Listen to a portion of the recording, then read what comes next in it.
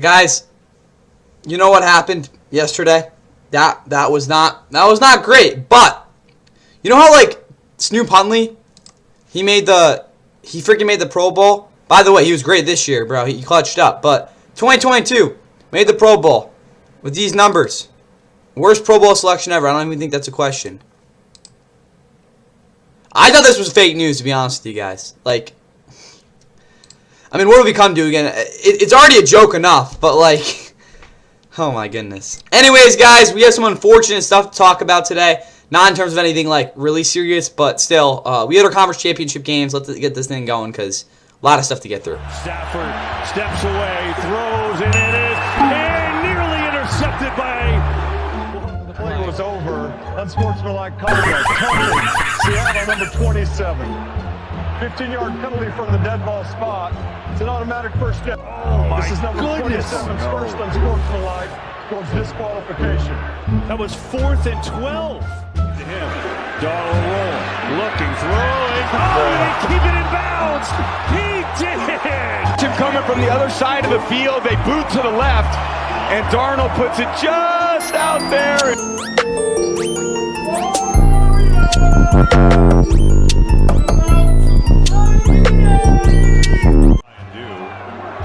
Beautiful spiraling deep kick. Smith who bobbled. Oh, he lost it. Seattle recovers.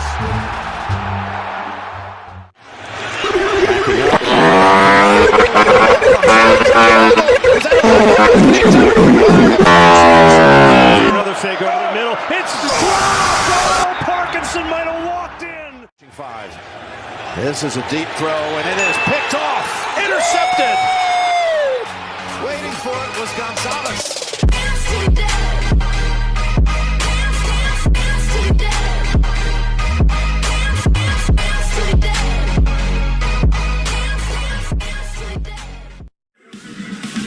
What an underdog story it would be if Denver backup quarterback Jarrett Stidham can lead the Broncos to the AFC Championship. And then there is Drake Maye, young, dynamic, and tasked with quarterbacking the Patriots back to the promised land. And it's coming up on CBS. Patriots rushing 4, and he's going deep. He's got a man open, by the way. He's got it at the 10-yard line. Oh, my goodness, Stidham goes. Take the handoff, throw to the end zone. Wide open, caught for a touchdown. Cortland Sutton and the Broncos strike. 3rd and 6. Here comes the pressure. He's running away from it. Stidham running after the chains, and he dives close. It's going to be hard to run in the middle. Got to throw it. Oh, they're coming after him, and he is intercepted. Now incomplete. Taken off is Maye. Drake Maye to the end zone for the New England touchdown. Splitting the game winner in overtime. Here's Lutz from 54. No, it wanders right. Maye gonna run with it. And look how far he close out the half with the monster kick. And that does not have a chance. Stevenson moved. Maye. He's got the body minutes. 23 yards. Borregales, the kick is good. 2nd and 5. Just a little flea flicker. Back to Maye, who throws it down the field. Is caught. It is Hollins with the reception. Kick's on the way, and that is wide right by the Heaters on this important 3rd and 12 snap. Stidham every step's closer to the field goal as he gets within about earlier in this half. This to tie the game. And the kick, no good. Oh, so you can try to beat him with his legs as Ellis runs after him, and Maye got there. Drake Maye outraces the defender.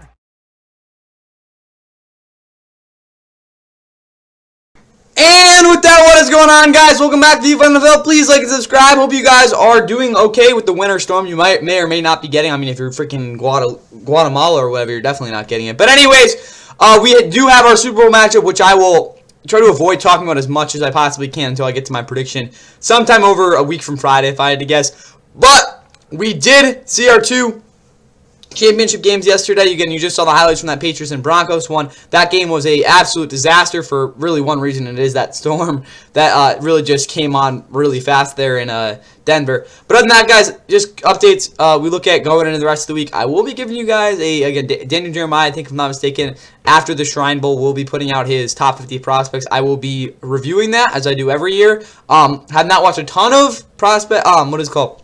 A ton of scouting just yet. I'd probably say maybe 20% of what I've wanted to for like a high-profile prospect. So again, it's not really that great, but I'll still be able to give you guys some insight on that. So I'll be giving you that whenever again he releases that and we get that going. Also, Pro Bowl is on a Tuesday this year, so that'll shake some things up. I'll try to get something out with that. But anyways, as you guys can see, the Patriots will be going to Super Bowl 60. It's their first Super Bowl appearance since they won against the Rams back in Super Bowl 53. This is a Patriots team that finishes the year 9-0 on the road if we include the postseason, considering they didn't lose a road game this regular season, and with this game, they win. It's their first ever road win in Denver during the playoffs. They did win in Denver a couple of years ago.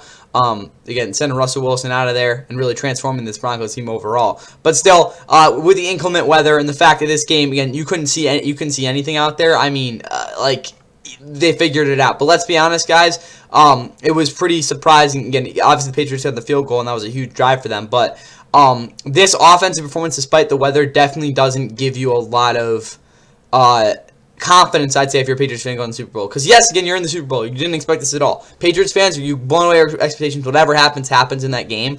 But with how this team played in this game, I would not be the most confident going into that game. Just telling you that right now. Speaking of that, Drake Maye, really all postseason hasn't been great, but honestly, he didn't lose them the game, I guess. He took 5 sacks. 2 of them were absolutely his fault. Only threw for 86 yards. Again, they couldn't really do much of anything. The really only productive passing play the entire game was that Mac Hollins 31-yard catch. The running game was atrocious. Part of the reason of that was obviously the weather, but even before that, it really wasn't looking that great. Drake Maye, obviously, again, using his legs was really the only productive part of this offense overall, E2. Biggest thing, again, I can't really judge this, again, on tape. Again, there's really not much I can tell you guys that's really going to be anything, like, insightful because of the fact that the whole second half of the game was an absolute disaster. But the up front, Will Campbell just hasn't been able to block out anyone. I understand Tuli Tuipulotu is an absolute technician.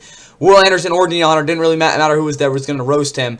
But even this week, when he was going up again, I really love Jonah Ellis, bro, but he's not like one of these true number 1 edge rushers or anything. He made him look even worse than they looked the past couple weeks. That did not look good. The rest of the offensive line had their functional issues too, especially in the interior. A lot of their run concepts really weren't able to get past the line of scrimmage, which even I understand the weather. If you're able to, again, kind of weather the weather, I think they would have been able to run the ball a little bit better. But other than that, for the Patriots here, although we head into Santa Clara in 2 weeks' notice. But now for the defense, a lot of people are going to be starting to give them a lot of praise, and for good reason. I mean, they literally didn't give up a yard, and they gave up 51 yards. I think, yeah, they 56 yards, basically. No points allowed on those last 10 drives. Again, that's a record against Sean Payton there. But a lot of this defensive success this postseason, I don't want to sound like I'm going to sound like it anyway, so I guess I'll just say it.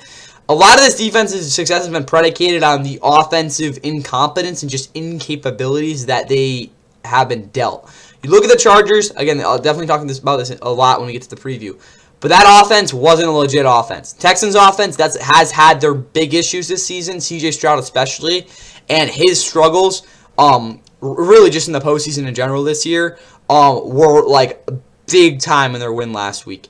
And then you look at this game, I mean, backup quarterback and offense that already wasn't really as good as some people would have not wanted to admit. And then also the fact that the weather was in play, which always favors, again, in this instance, favors the defense. The 26 points allowed kind of reflects that. I'd say 90% then to what this defense is really capable of. With that said, though, they have a very good opportunity to prove me as wrong as possible if they're able to shut down the Seattle in the Super Bowl or just get stops, which the Rams weren't able to. But anyway, Christian Gonzalez, he had himself a game, 6 tackles, a sack, which I don't even think was a real one, but whatever. He had a pick too, game-clinching pick there, as you guys saw in the intro.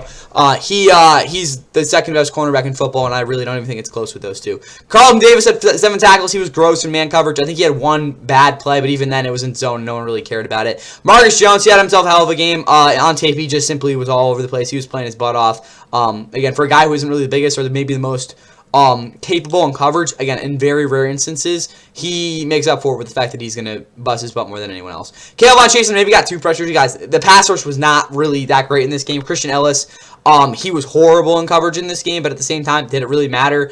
The whole D-line dominated, I'll say that. Again, Christian Barmore had his best game of the season, and Ferentz Jenkins won a lot. They did a lot of good things in terms of leverage as well. But again, you look at Leonard Taylor with the block snap he had. Again, a lot of this defensive success in this game came down to attention to detail and really, again, adjusting after that first disastrous defensive drive against where Jarrett Stidham had the long pass and stuff. But other than that, guys, for this defense, I kind of already gotten to what I wanted to, but I will say, they have some very talented players in this defense who, again, when they're, playing together on a consistent basis, are a very, very tough team to move the ball on. But at the same time, again, a lot of that came because of, obviously, the weather. For Denver, though, obviously disappointing way to end your season. You were the 1 seed. You were, again, I won't say wasted a great defensive season, but, again, as a Broncos fan, as the 1 seed, you want to get to the Super Bowl. But honestly, guys, for any team, even if they are going for a win-or-go-home season, I look back to the Rams in 2021, I think, again, if you get to a conference championship as an NFL team, I think that, in a lot of ways, is a successful season. Obviously, look at the Bills. When they played, again, last year was brutal with how that season ended. But if you get to the conference championship game, guys, I think, again, it's not winning the Super Bowl, obviously. Every team wants to win the Super Bowl. But in terms of, an actual season versus expectations, unless, I don't even know, it's like now or never sort of thing, which it's very, I'll tell you probably there's 5 teams in NFL history that was like a last dance sort of scenario there. Going to the conference championship, I think, is a good way to go out. It should be, again, a team boom or bust, or boom or bust sort of mentality there, or win or go home sort of thing. It's like you go to the conference championship, even though you didn't get there. Again, conference championship, I think if you get there, that's a reasonable expectation for teams with, again, astronomical expectations. That's just my opinion, though. For Jarrett Stidham, though, he really didn't play that bad. Again, the fumble was really bad, I'll be honest with you guys. He just simply didn't get the ball out there. But, guys, with the conditions and the fact that he is a backup quarterback and a guy who has historically not been good under pressure, just look at his tape in college, which, again, understand. But still, look at him in Missouri. A lot of the issues you saw there was the fact that under pressure, and I'm not going to say Drew Lock, even though that's a very good comparison, he just simply, again, turned into a complete, mush when he was under pressure. Part of the reason for that is he didn't anticipate well in pre-snap. He really didn't get the greatest looks. This game was very similar to that. Sean Payton, I do blame a lot for that. But at the same time, you can't really move the ball in that sort of weather, again, on a consistent basis, unless, I don't even know, you have, special goggles or something. I don't know. But Jarrett Stidham's interception, again, not the end of the world. He just, again, outside of that one drive, really didn't, again, adjust very well to that pressure that he was getting. Running game, they couldn't run the ball to save their lives. Again, RJ Harvey, again, I love the dude, but he just, again, wasn't doing a lot in this one. Jaleel McLaughlin got 4 carries, I guess. Again, I don't even know if they would have had J.K. Dobbins. That would have really made much of a difference, guys. The offensive line, though, overall had one of their worst games of the season. That's probably one of the reasons that they weren't able to move the ball effectively. But at the same time, I mean, when you get 56 yards in your last 10 drives, how are you supposed to win games? Or was it on, the last? It was something pathetic like that. Marvin Mims, though, 62 yards, 52-yard catch. He really was the main part of this offense because he's really the only guy getting open consistently. Evan Ingram wasn't too bad. Cortland Sutton got double-teamed the entire game. He obviously had the touchdown, but he just didn't really get the greatest looks in this one. Little Jordan Humphrey, I think, or was it Pat Bryant? One of the two dropped that really tough pass there. But, or it might have been Brandon Johnson, right? Something like that. But, for this offense, guys, a lot of the issues stem from the fact that, again, the offensive line wasn't able to get displacement, and Jarrett Stidham just under pressure couldn't get it done. Again, he didn't really lose in the game. He played, again, as good as he probably could have in a lot of ways, but, again, in an adverse situation, you do need things to happen, and it just simply didn't for this offense. Defensively, I don't have too many bad things to talk about. They won, almost at will up front. I mean, there were a lot of just, kind of hilarious wins they had as a pass rush, again, collectively. But the linebackers, I think, were a little bit disappointing in terms of their playmaking. I think they could have done a little bit more. Secondary really didn't have to do a lot either. Again, this defense, I think, definitely, again, they've been great this year, but I don't think this was, really, again, a big stressing point for this game and what happened. I will say on tape there were definitely some, again, malfunctions from a guy like, not Jonah Ellis. Where is he? Justin Stronat, I guess, is a good example, even though he didn't really play that bad. I'll really just say Jaquan McMillan. Again, there was definitely a couple plays in terms of contain where he wasn't awesome. But honestly, guys, this defense did what they needed to win this game. Again, Will Lutz missing 2 field goals. Also, 4 missed kicks. I think that's the first time since 1983 in a championship game we've seen this. But, again, the weather was 90% of that. I mean, you got to make a kick at some point, I guess. But anyways, yardage-wise, I don't know. They didn't even have 400 combined yards. The Rams literally had more yards by 100 yards than this team had combined. It was insane in terms of the contrast to these two games. But look at the Patriots in this game. There's really no, in terms of this statistically, that, again, really, again, highlights this game. Again, really just got to look at the visual. Differences here, again, a lot of people are talking about the Sean Payton, he should have went for it, because he should have took the field goal, because then again, this game would have been tied. But honestly, guys, I mean, you got to go for those big plays, guys. At some point in every single postseason, unless you have the best offense or best defense of all time, you're going to have to take a risk, and that's what the Broncos did. Obviously didn't pay out, but for a team that was the 1 seed, and again, really tough end of their season here, really got to be happy with how this season went if you're a Broncos fan. But anyways, we'll see the Patriots in Super Bowl 60. I'll definitely be talking about them at some point over the next 2 weeks before we get to that Super Bowl prediction. But anyways, let's get to our NFC Championship. Seattle, it's the NFC Championship game on Fox, and the home team Seahawks take the field, getting set to take on the Los Angeles Rams. 5.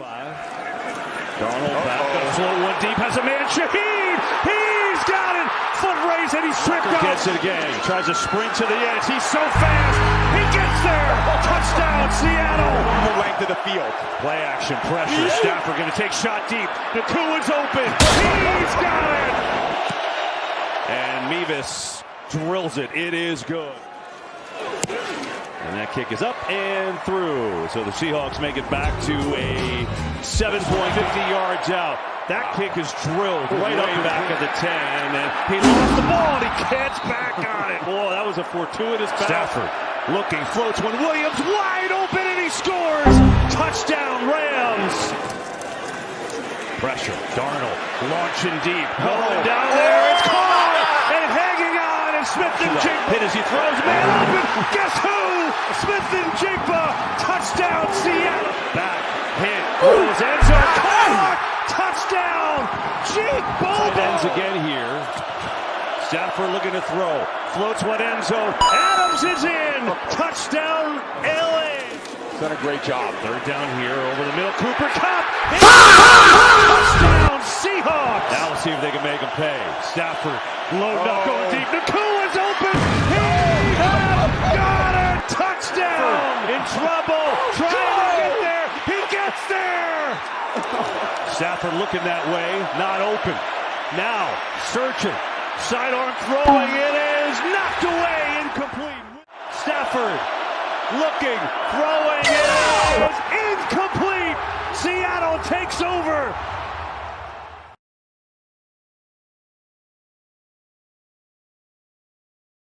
And in the NFC Championship, we did see the Seattle Seahawks win Game 3 versus the Rams 31-27 due to a lot of, I don't even know, guys. To be honest, I didn't even really react this the way I thought I was going to because, really, again, the biggest takeaway I have from the Rams here is this might be your last opportunity. Again, this is for every team every year, but I look back to the Lions in 2023 and how that NFC Championship, they blew, again, the Rams didn't blow a lead in this one. But the Lions, I mean, I guess you look at, compare it to like Week 16. The Lions were up 24-7 against the Niners in that NFC Championship. Niners didn't end up winning the Super Bowl, but you look at that Lions team, like that was maybe their last chance of winning the Super Bowl. Obviously, their team's still obviously very, very good right now, but that is again, they just missed the playoffs. They again blew it in last year. That might have been their last chance. And like every single year, you look at this Rams team. They're really the again trajectory here after a injury riddle 2022. 2023, they make the playoffs. They lose the Lions. Again, tough loss there. Last year, Eagles were the best team in the league last year. Again, they were the only team that competed with them. This year, you get to, again, you got all the way to conference championship. So, again, you see yearly, again, linear progression of sorts. You lose in this one, and again, we'll get into why that happened. But my question is, do you really think this Rams team's going to, really get to the Super Bowl next year? Because I look at this team, and I'm like, I'm not going to say that they're not going to be back, because I, again, obviously think that's going to happen, but and hope it, obviously. But it's like, is this going to be their last shot? Are they going to have, like, you don't really never know if you're going to have another shot. That's really what I'm saying here. But also, you think about next year, like, are the Rams really going to get all the way to the Super Bowl? It's just, like, a thought to have with that.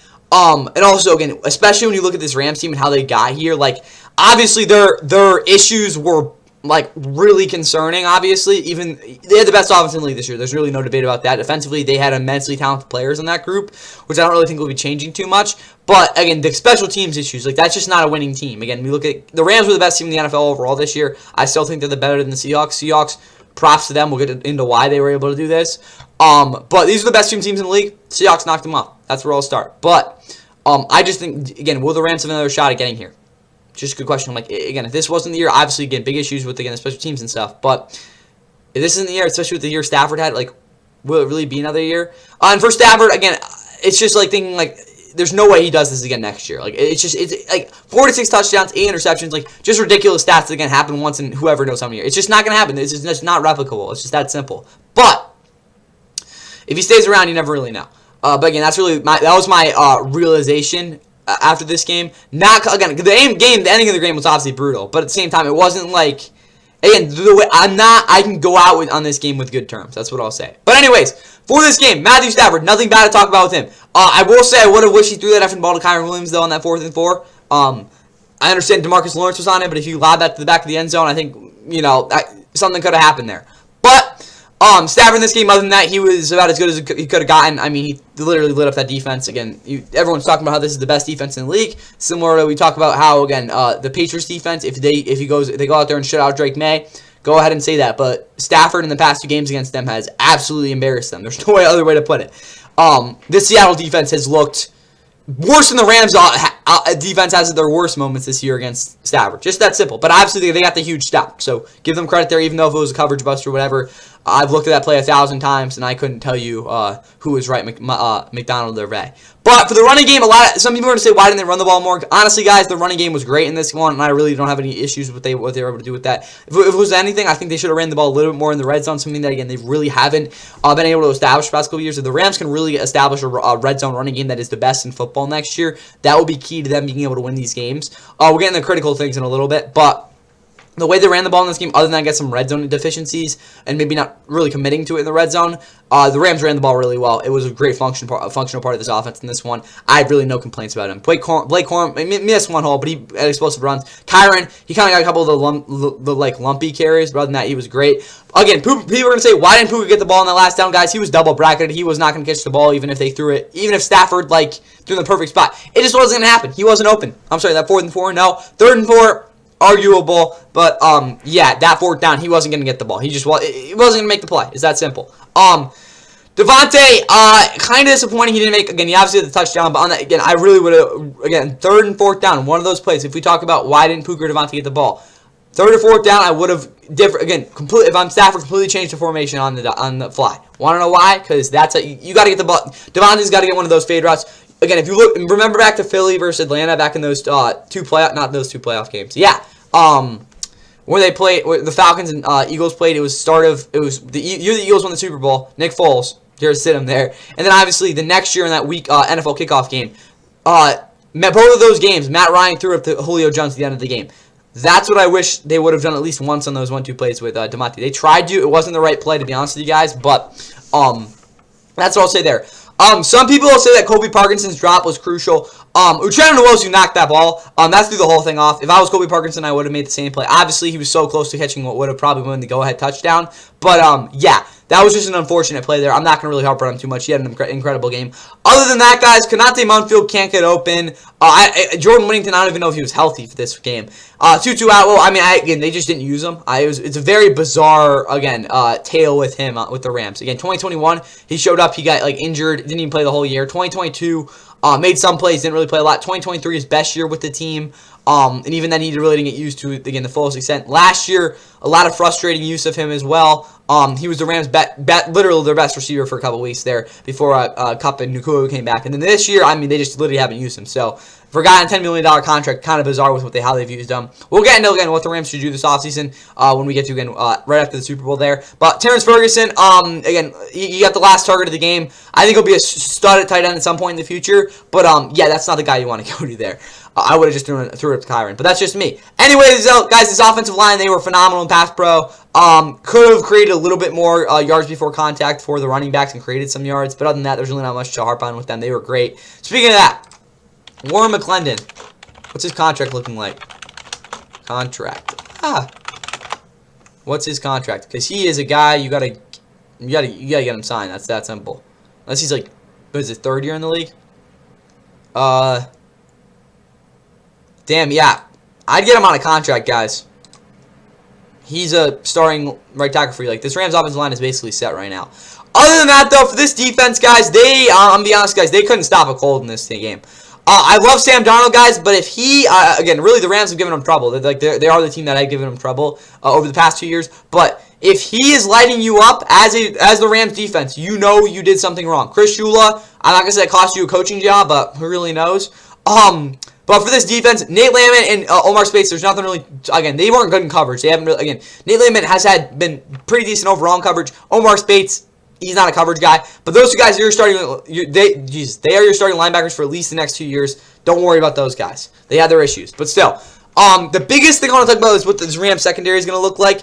Obviously in this game, it's very clear that at least 3 or 4 of these guys will not be on this team next year. It's again very simple why that is. Kobe Durant is the only cornerback in this room you can really rely on, and even then, you leave him out to dry. So that kind of goes back to the fact that they're not using their safeties the right way. Again, I love Cam Curl, can't cover. He's never really been able to cover. Last year, a little bit better in terms of the metrics, but statistics. But again, on tape, he's just not a cover guy.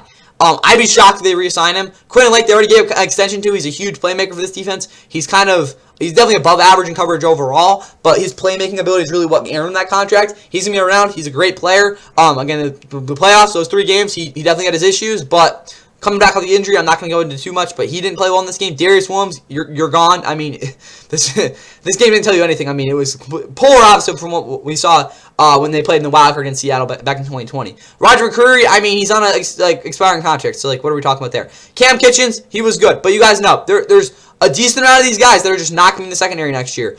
Emmanuel Forbes, I still think he's the Rams' best corner. He still, I think, has some growth to do. A lot of people are like, why the hell did he not play? His shoulder, and also, honestly, guys, I really think they want to just say, Kobe Durant, go do your thing. Because, realistically, guys, he needs to work on things. Akel Witherspoon I don't even know where, he didn't even play, guys.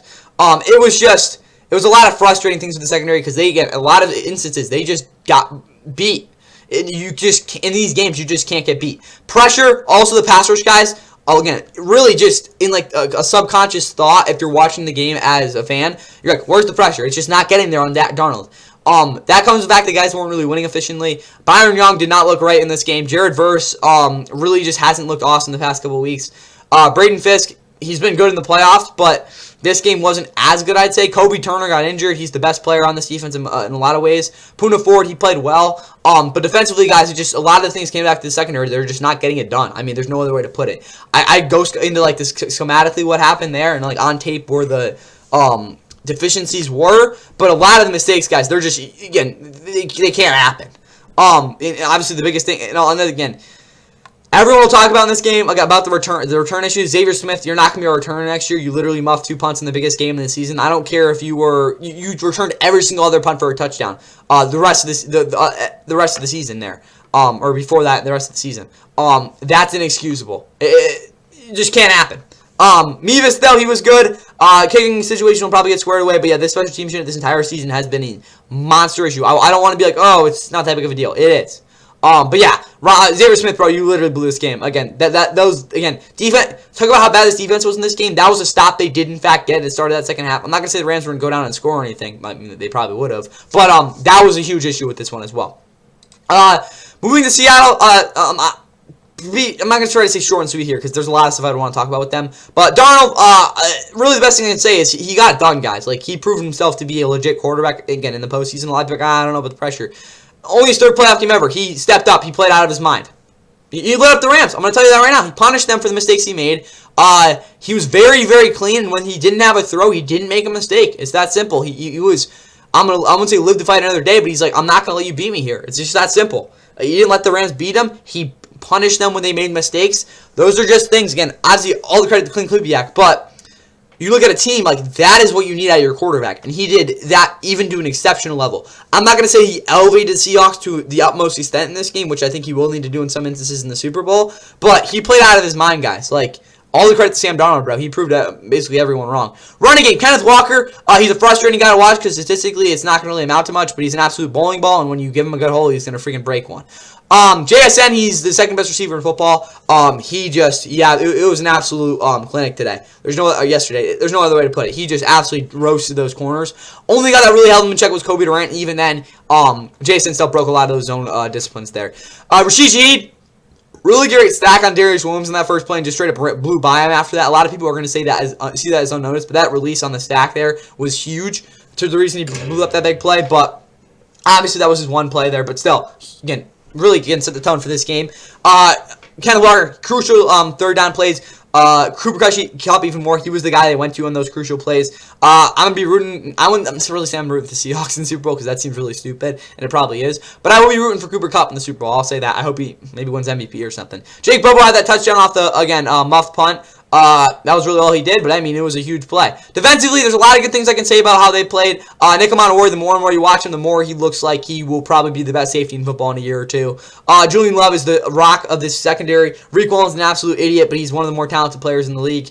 Josh Jobe really didn't get exploited as much as I really would have wanted. The D-line wasn't especially a guy like Ernest Jones would definitely take out of this game in terms of their playmaking ability. Devon Witherspoon definitely had his one of the rougher games from his season. It really wasn't bad because he still responded to some of the adversity, but still not his greatest game. Defensively, guys, they got lit up. They got the huge stop, obviously, but they did get lit up in this game. Again, you got to keep that where it is there. Again, you can see yardage. Rams outgained the Seahawks by over almost 100 yards. But honestly, the last few things I want to talk about, other than the decision-making stuff for the Rams, again, they went 2 or 3 in the red zone. Doesn't really sit well with me, but third down, 1 of 8. Stafford first time ever, 0 of 7 passing on 3rd and 4th down. He's never done that. It's absolutely crazy. But yeah, Rams third down play this time. I understand what was the average of like 10.2 yards to go, but a lot of those issues were because of the fact that a lot of the route combinations they were using were kind of, I wouldn't say slow developing, but they weren't really forcing the again secondary's hand, which I think was something that again if they would have done kind of as aggressively as they did on earlier downs, it really would have again led to a couple more explosives that would have really again helped the conversion right there. But again, muff punt obviously was an issue, but red zone, I don't think this does it justice. I think that the Rams going, 2 of 6. Again, obviously the last drive was really the only red zone drive that really hurt them. But them having to settle for 2 field goals, not extending those drives, getting into for touchdowns were definitely big issues. And again, finally, guys, the last thing I want to talk about this, Rams, the 2 biggest instances, obviously should have they taken the field goal there. No, because Seattle would have again got about 35 there at the end of the game, and they would have kicked the field goal, and it would have been the same situation. Also, people are saying, why didn't the Rams go for 2?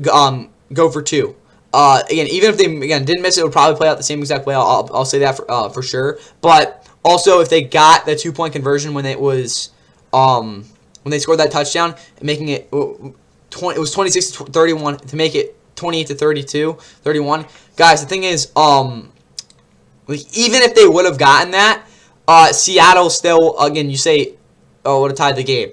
But Seattle, with the way they were driving, they would have kicked the game-winning field goal anyway. So the way I'm looking at this is even if the Rams would have tied that game up at 31, Seattle would have kicked the game-winning field goal. So that last drive really would have dictated the game anyway. You would have sliced it. For a lot of people, like, oh, what the hell? But that's my opinion on that. But other than that, guys, that's all I have for you guys in this Rams game. I know this is the longest breakdown I've done for a game all year, but again, it was the Rams getting eliminated, so I'll say that. Super Bowl 60 is set. It's Patriots versus Seahawks. Rematch of that. You should have ran at Super Bowl, but I'll have more for you guys as the weeks go along. But get the Shrine Bowl tomorrow night for, again, NFL prospects.